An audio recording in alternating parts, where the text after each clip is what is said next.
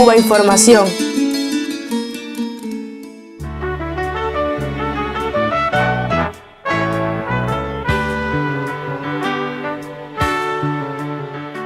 Eskerrak lehen aizeari aztu zaionez, eskerrak Luismi eta Unairi liburuakin egin duzuen lan guztiagatik, batez ere Unairi gure testuaren zaila inbeste denbora egoteagatik.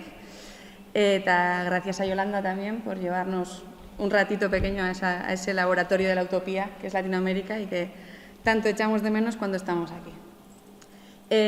Besterik gabe, liburuaren azkeneko zatian azaltzen da Euskal Herritik ze irakaspen ateratzen ditugun Latinoamerikako da Biaialako borroketatik.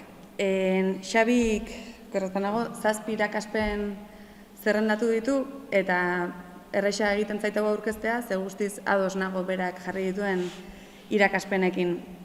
Lehenengoa da, Latinoamerika guretzat desertuan oasi bat izan dela momentu askotan. Gerra hotzaren amaieran, Sobietar Batasuna erori zenean, historiaren amaiera zela esan ziguten, ideologien amaiera eta liberalismoaren garaipena. Ezkerra nora ezean ibili zen, munduko leku askotan, eta Latinoamerika izan da, tarteka argizpioiek eman dizkiguna, ezta?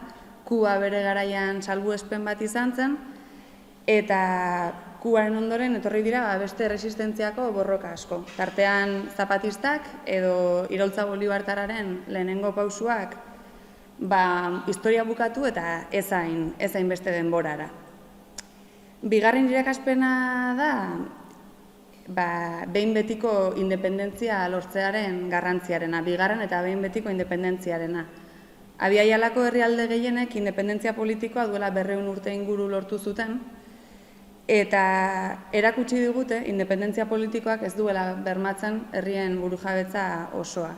Erakutsi digute burujabetza ekonomikori gabe, burujabetza sozioekonomikori gabe ez dagoela benetako independentziarik, eta beraz 200 urte hauetan borrokan jarraitu dute benetako independentzia bat lortzeko.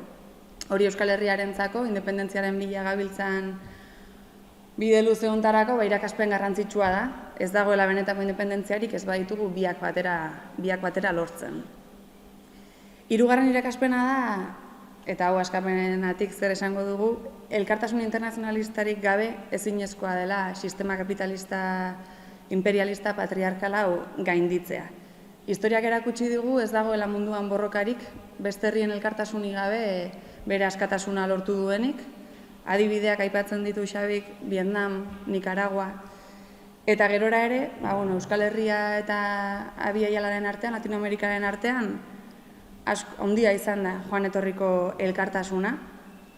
Joan etorriko elkartasuna diogu, herri guztiok beharrezkoa dugulako gure askapen prozesu aurrera eramateko, bai beste herriekiko elkartasuna landu eta haiengandik ikastea, eta baita elkartasuna jasotzea ere.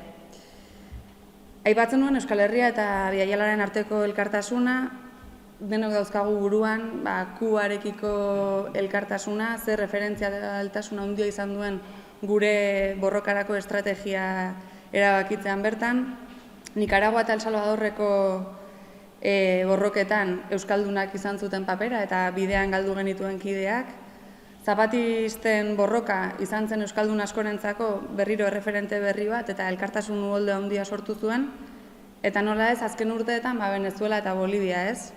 Azkenean euskal militante askorentzako erreferentzialtasuna ezinbestekoa izan da Latinoamerika.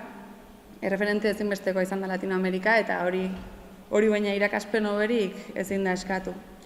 Laugarren irakaspena da jatorrizko herriek eman diguten irakaspena. Horra askapenan auki genuen eztabaida luze bat, jatorrizko herri ote ginen edo ez ginen. Guretzat euskalduna jatorrizko herri gara, Europako indigena ginela esaten genuen, ez da handik ezin iztu. Jatorrizko herriak izan dira historian zehar, Amerikan baita ere, herririk zapalduenak, sarraskia jasan dituzte beraien lurretan eta beraien gorputzetan. Eta azken urteetan erakutsi dute, hor jarraitzen dutela, beraien hortasuna aldarrikatu dute eta arrotasunaren ikur bilakatu dira. Adibidez, Maputxeak, berriz zapatistak, ez bakarrik beraien hortasuna aldarrikatzeko, beraien borrokak ere eredu dira guretzat, transnazional handien kontrako borrokak, herri boterean sortu dituzten alternatibak, erresistentzia borrokak, Orduan gu jatorrizko herri garen heinean beste irakaspen bat. 5. irakaspena herri boterearen garrantzia, eta herri boterearekin batera herri mugimendu indartsu bat eukitzearena. Azkenean, sistema kapitalistaren egiturak herri boterea desaktibatzeko joera du, eta horren aurrean herritarrok ez dugu beste aukerarik, gure erabaki espazioak sortu eta antolatzea baino. Gainera, edozein iraultzaren defentsan ezinbestekoa izango da herri mugimendu indartsu bat egotea. Adibidez, Venezuela da kasu bat, ez? Chavezen kontrako estatu kolpean, herri mugimendu indartsu bat ezpalegitz egon, elukete boterea berreskuratuko ziurrenik. 6. azken aurreko, asko daude, baina hemen 6. irakaspena aipatzen duena da, instituzio burgesen mugak, ez? Azpimarratzen ditu. Azkenean gauza bada gobernura iristea, gobernuko boterea hartzea, eta beste gauza bada benetako boterea izatea. Lehen aipatu dut, sistema kapitalistaren egiturak daudela herri boterea desaktibatzeko. Beraz, benetan boterea lortu nahi badugu eta sistema gainditu nahi badugu, egitura instituzional horiek ere gainditu behar ditugu. Egitura alternatibo batzuk sortu behar ditugu, kontraboterearen bidez gainditu ahal izateko sistema kapitalista hori. Eta hori ere non ikasi badaukagu, eta berriz ere, Venezuela aipatuko dut, Venezuelako kontseilu komunalak dira horren adibide bat, ezta? Eta azken irakaspena eta lehen aizeak esan duenari lotuta, imperialismoa ofentsiba berri batean dago, Yolandak ere deskribatu digu Latinoamerikako egoera zein den gaur egun.